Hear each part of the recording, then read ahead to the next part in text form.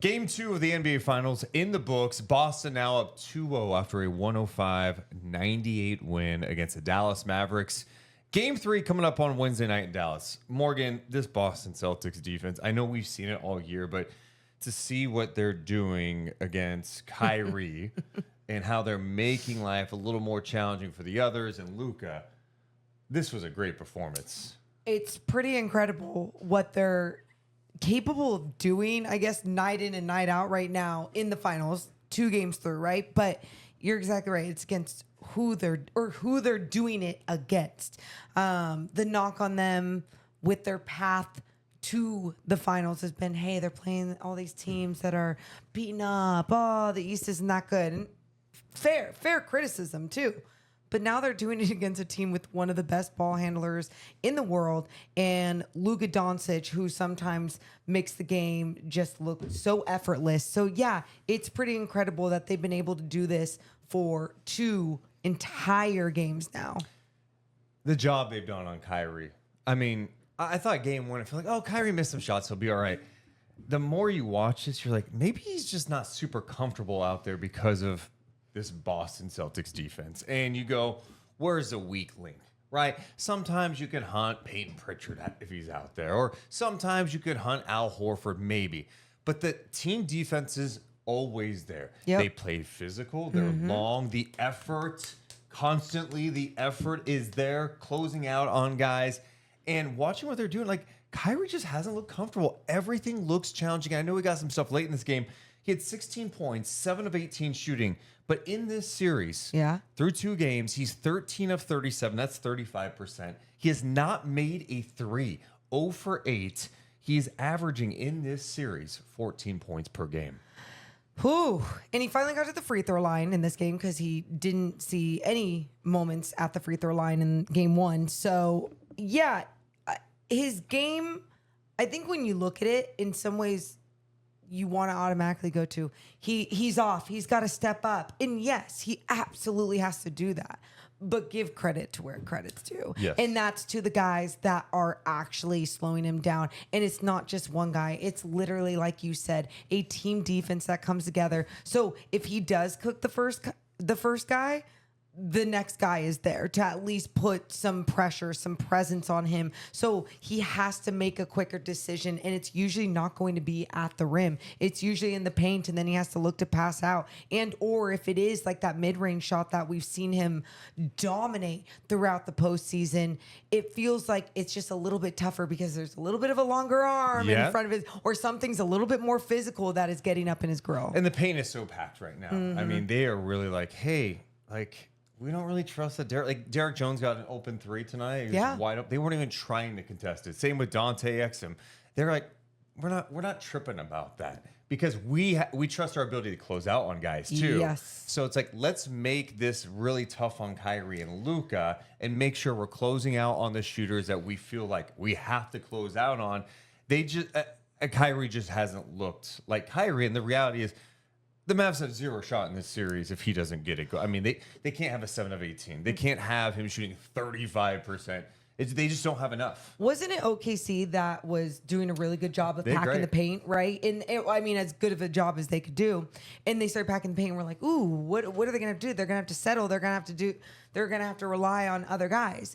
And that's what they were capable of doing, relying on some of the other guys. But it feels like right now, like you need Luka, you need Kyrie to do so much more. In the packing of the paint, their ability to recover and rotate out and just switch among whoever and contest, close out. The effort just doesn't end for the Boston Celtics. This is a weird Luka game. Weird Luka game for me because first, I love how he came out. I actually like how the Mavs came out defensively. You know, Boston was missing a ton of shots, but I was like, you know what? I feel like Dallas's rotations are better. They're playing more physical. They're not getting punked early. Yeah. And of course, Boston was missing some shots. Luka at the half had 23 points, but it was like, okay, I like where this is going a little bit. But I had a concern with something that happened at the end of the first half. And I know this because it was a tie game with 3 minutes to go. It was 44-44. And it seemed like every single play, Boston was going at Luka defensively. Oh, yeah. Okay? Oh, yes. And so at halftime, I'm like, I just want to go back and see if I'm right on this. Sure enough, final 3 minutes, 44-44. Tatum's got Jones on him at the top. Holiday is being defended by Luka. Mm-hmm. Holiday comes up, sets a little ghost screen, gets the ball back, and then torches Luka. Yep. Okay. Next time down, Holiday screens for Tatum. Tatum burns Luka, crosses him up. Jones is there to help, I believe. It was an and one for Jason Tatum. Okay. Then Holiday slips a screen. Brown gets to switch on with Luka on him. Luka fouls him. Goes to the free throw line. Okay. This is off a miss by Dallas, and Boston does a great job getting out in transition. So Luka's got to pick up Jaylen Brown in transition. They get the ball moving around. Brown gets it back, spins away from Luka, gets in the paint. The ball goes just beautiful around the perimeter, leads to a Jrue Holiday open three ball, bang. And then you had Holiday screens for PJ. Luka switches on the Brown. Brown paint touch. This is at the end of the half. Sprays it out. Tatum attack, doesn't get a shot off. The whole point is 5 consecutive possessions where Boston's getting good looks because they were hunting Luka. And people are going to be like, oh, why are you picking on Luka here? No, this is what the playoffs are about. You're going to target a guy. And you target Luka for a couple of reasons. One, there's a couple. He's not always the best defensive player. But you know what? He gets frustrated when these things happen, okay? It's 2, deflating. he is doing everything he can offensively. Jaylen Brown's picking him up. Jrue Holiday. He's seeing so many different looks from the Boston Celtics, making him work. Nothing easy. So it's like, Luka, go get yours, and we're going to try to target you defensively. So then come third quarter, fourth quarter, you look gassed. In that fourth quarter tonight, in the early stages of the fourth quarter, Luka looked gassed. They targeted him defensively. He had 8 turnovers. He missed free throws. It's weird to look at him having a triple-double and going, it wasn't the best Luka night. And so going back to all the, you were naming different. I know. I'm sorry. No, it's okay. You were naming different angles of why they were attacking Luka. One that you missed it on too, that I think it's obvious, is because he is always banged up. And going into this game, wasn't he questionable for a hot minute? So it's like, this is always lingering. This is what it's going to be for him. It feels like every single game, but it's like, it's just another reason why you go after this guy and you make sure to hunt him out. And that's exactly what they did. And they did a great job of that. And now you go, okay, well, why isn't the help defense there? No, and it is at times. And at times it's leading to Derrick Jones having to foul someone at the rim. At times it's leading to the ball swinging around so fast. And you're in scramble mode. Exactly. And this Boston team is, when you've got shooting everywhere from a spacing perspective, and they've got great chemistry. Even the new guy, Jrue Holiday, with this group. Jrue Holiday looks like he's been playing with these guys. The new guy. He looks like he's been playing with them for 5 years. Okay? Yeah. And so now that ball gets swinging, and you're right. And so it's tough right now because there's so much on Luka. He's still putting up some big numbers, and the problem is you're looking around going, all right, who else can help him? Kyrie, that's where you go. Kyrie, we need more. And I just don't know. I know I'm not trying to overreact here, but Boston's defense is relentless. Deuce, he's putting up the big numbers, but here's the issue, though. You mentioned the 8 turnovers. There's such little space for errors. And when you're the best player on the team, some of those errors are unforced turnovers. They weren't turnovers just because, Boston was all up in his grill. They were turnovers because he was trying to get cute or a little lazy with his pass. And, we all love his passing ability, and the entire broadcast, every single time he has a sexy ass pass, we give it all the love that it deserves, but let's shit on his awful turnovers as well, because sometimes those are the times that they need this leader the most. They need that pass to be the best pass that it can be, and they don't have enough room for some of these mistakes. And after the game, he said the reason they lost, his turnovers and missed free throws. Fair. I think it's a little bigger than that too. He takes the ownership. He's got to get some help along the way. But that's the other thing. I think Boston has a way of making you do things that you're just like, well, I wouldn't do that because of how. For sure. I mean, there's that one play, he gets trapped in the corner because Derek White is playing amazing defense, and Luka just throws it up in the air, or mental a ball fatigue deflected in the backcourt, and Luka chases it down, but it hadn't gone across the midcourt line yet. It was going to be an 8-second violation, and he just threw it away, and that led to a score too. Yeah. So, ultimately, I think you look at this game and you go, you're talking about the Celtics defense and not necessarily the Celtics offense, because what they weren't doing, like they were doing in game one, they were making all their threes in game one. And then now in game two, they weren't knocking the shit out of the three. They were, if anything, attacking the paint and attacking Luka and just doing so much better of a job of not allowing some of these quick threes that they're so used to taking. That's big part of their identity all season long, and instead switching up their game and relying on their defense. That was the thing at halftime. I'm looking at it going, wow, Boston's up by 3.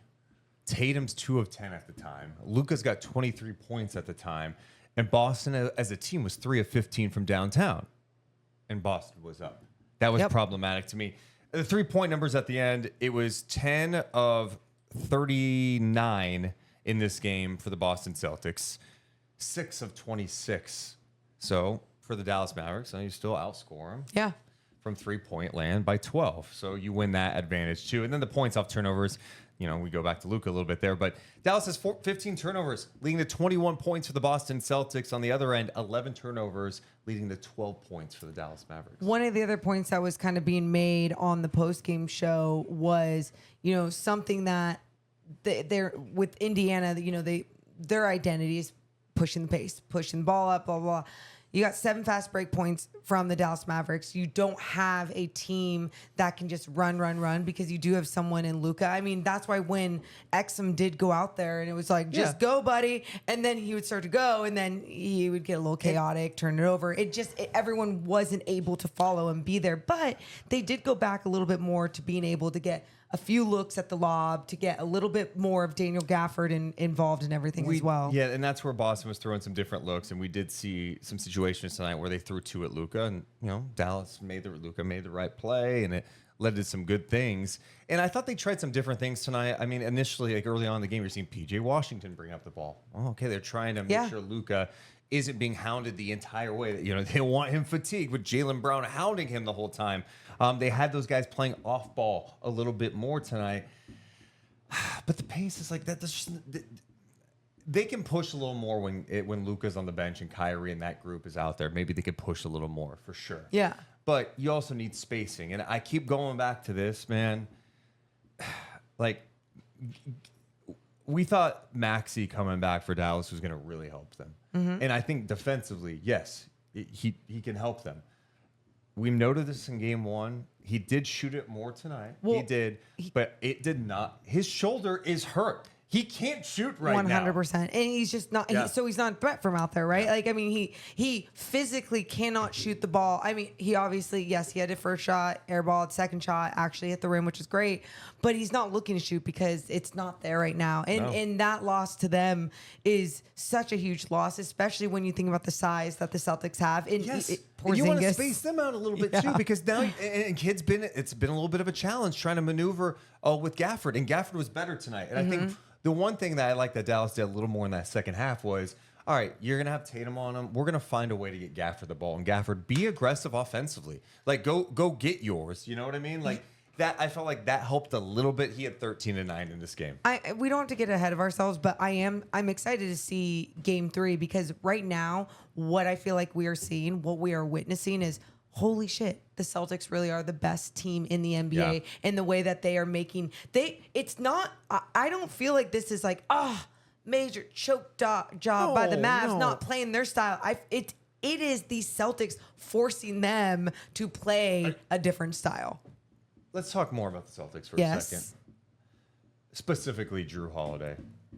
Everything about him.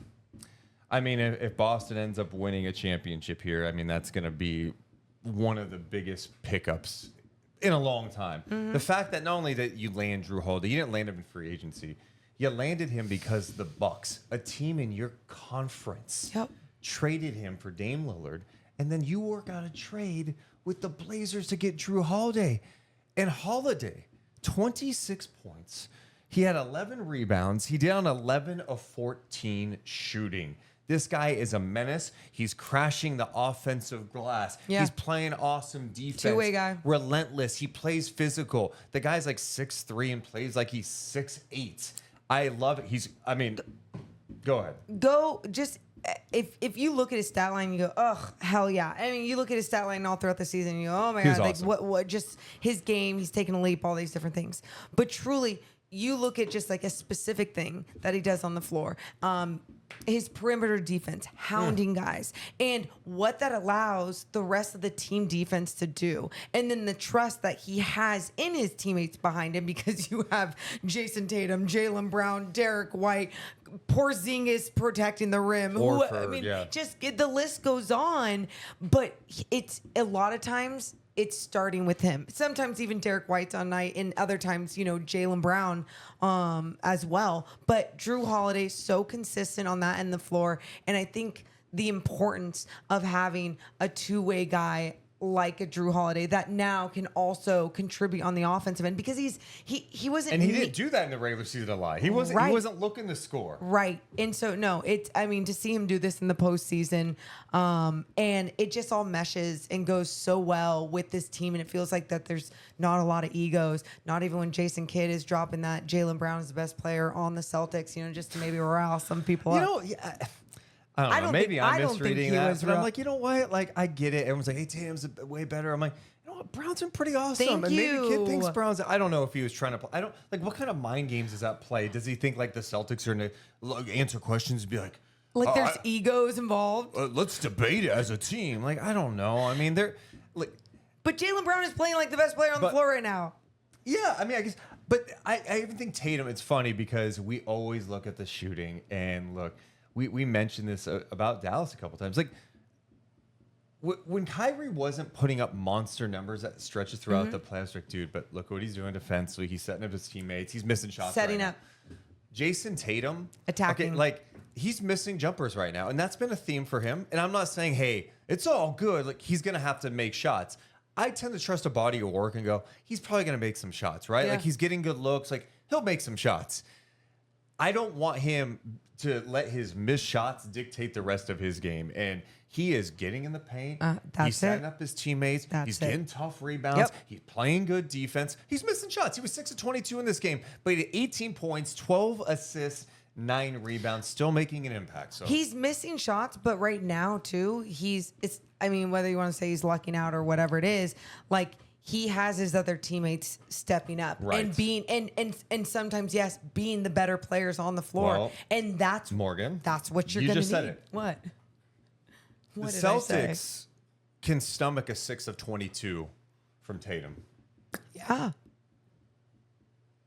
Dallas can't. Correct. If They don't Luka have has a that. game like, they're not winning. If Kyrie, they're not winning in this series. Like, they could get away with it. They're not going to win it like that in this series. So that's what's so challenging, and that's the benefit. Tatum's got some help around him, but they're all locked. This team is just locked in defensively. Is Porzingis okay? Mazzulla did say after the game that he's going to be fine. Okay. So I don't know. It's like you see the play and you go, okay, like, he didn't look totally comfortable. Maybe he got a little scared, felt a little something different. Yeah. Also, like, I think we mentioned this in game 1. Like, I don't know. Is he going to get tired as this series goes on a little bit? He hasn't played basketball in a while. He's huge for them. I mean, we can go down the list, but like you just He had think some big blocks. That's what I'm saying, and he's had that both games now, and I just think he brings this different type of resilient energy out there because he is fighting through the injury that he is fighting through. Game 1 was the first game he had played in such a long time, and what he brought on both ends of the floor. And then again tonight, being able to drop 12 off the bench, but then to also be huge on defense, right? What do you have? 2 blocks, and that's the one really just thing that always stands out to me watching Boston is just their ability to track the ball. They're not just like going up and swatting shots. I mean, they are like discipline, staying up. I mean, I think they talked about in the broadcast tonight with Derek White, like his ability to like control his body so he doesn't make contact with the offensive player that's trying to go into his chest, and he's able to like, I don't know how he does it. It's such great body control. Yes. And then he stays disciplined enough not to come down and swipe. Correct. Contest a shot. It's impressive. It is really impressive. And that's the thing. You're going to see so much discipline from this team on the defensive end. And I think really quick, going back to their defense, the way that the game started, especially on Luka, I said Luka looks like he's doing drills before a game. Like, he's just getting to the paint, little turnaround. But I'm not acting like it was it's not like the Celtics weren't playing defense, but what I had said to you, we need to see more physicality from them. Sure. We need to see them get up and Luka. And also, it's like Luka's just a great player, and he's huge. like he is going to, he's going to make for sure even great defense look bad. I want to look at Luka. So Luka in the second half was 3 of 8, 9 points, 8 assists, 8 rebounds, 5 turnovers. You look like the TMZ guy that like sips his drink. Yeah. Okay. Sorry. In the Celtics. Yeah. Is Jason Tatum happy for Jaylen Brown? Look at him after the game. Yeah, no, and Luka, and that's what I'm saying though. I just think as the game goes on, you go, God, Luka's looking around like, can I get some help here? He's starting to get frustrated. Like he looks exhausted because of all the pressure that's on him. Not only when he's got the ball in his hands, then they're targeting him defensively. Like,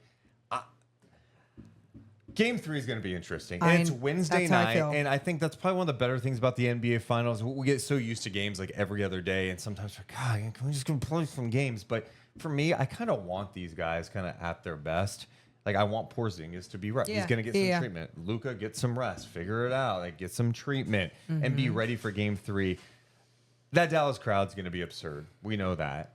And, you know, Boston gave them chances in this game, like with the missed shots early that they did. Dallas did not take advantage of in ways that like they can potentially. And free throws were big. Dallas was 16 of 24. Yep. 19 of 20 for Boston. I felt like the game was really physical too. And you know, these officials change out every game. Beginning of the game especially. Yeah, it was just inconsistent. It was weird. Tony. But, you know, does Dallas get some more calls? Does all of a sudden you're getting like somebody in foul trouble on Boston? That could change things. And I do think, to your point, like you had mentioned this earlier, is I think Dallas can play a little faster. And I think that's going to be on Jason Kidd to be like, all right, how do we do this? And because... Yeah, how, though? How? Because even the transition defense of the Celtics, I mean, look at the times Derek White got back and it's like... staying vertical and then blocking shit. It's like, what do you do? Like stop, pop a little jump shot in transition? That just doesn't sound like a productive thing to do. And that play was wild. 103-98 is the score at the end of this game. Tatum gets blocked. Mavs are out in transition. It looks like PJ's going to have like an easy breakaway jam to cut it to 3 with under a minute to go. And you're like, holy shit, are the Celtics going to gag this maybe? And Derek White and Jaylen Brown get back into play. Weird play by PJ. I don't know. It seemed like he kind of jumped weird. I don't know. I know the broadcast was like, we go push in the back. I didn't feel like it was that blatant of a push. There was some contact. I'm with you. We're like, if they'd called it, I'd be like, yeah, that's deemed a foul. But because they didn't, I don't feel like it really screwed with the shot. Look, I'm not a ref. This is we spend so much time talking about these games, and it's like you do get caught up in what just happened. It's like, oh, the Mavs have no shot now. Man, I mean, Dallas had chances in this game, but it's like, you know, at some point, are you just saying, yeah, Boston's just the better team? They've got the depth, they've got the defense, they've got the horses, they've got the guys, they've got players who have played big game after big game, and you're looking around at Dallas right now and going, okay. I mean, the reality is, I've said this 8 times. Yeah, say it again. If Kyrie Irving can't play better, it's over. Yeah. It's not even, you can even tell, oh, PJ could go off. Or bare minimum in this series for Dallas to get back in it, Luka and Kyrie have to be great every night. And that's a lot to ask. And it is. Sometimes all that is too, even if it's like not necessarily, yes, you want that to be Kyrie scoring the basketball and making shots. But I also believe like Kyrie making a quick dominant play and there being a more open player where I know this defense is so good at recovering. Like you're not going to have many of those chances, but making a quicker decision, making a quicker move, whatever it is. And it's almost like you have to play some perfect basketball. It feels like with this matchup, if you want to beat this Celtics team, Game 3 will be telling. It has to be Dallas's defense to create it, and that's what it's going to come down to, in my opinion. If Dallas can get some stops, force some turnovers, defend without fouling, and then getting out and getting some easy looks, we'll see. We'll see. Game 3 coming up on Wednesday. What did you think of Game 2? Let us know in the comments below. If you're a Mavs fan, do you still have some belief that your team can get back in this series? Hey, the Celtics did what they were supposed to do. They won 2 games at home. Or are you a little worried if you're a Celtics fan? Champagne on ice, man. Hey. Little cigar ready to go, huh? Little pop. Let us know in the comments below. Hit the thumbs up and subscribe. Deuce and Mo. Deuce and Mo. Deuce and Mo. They tell you what they know. Deuce and Mo. Deuce and Mo. Deuce and Mo. The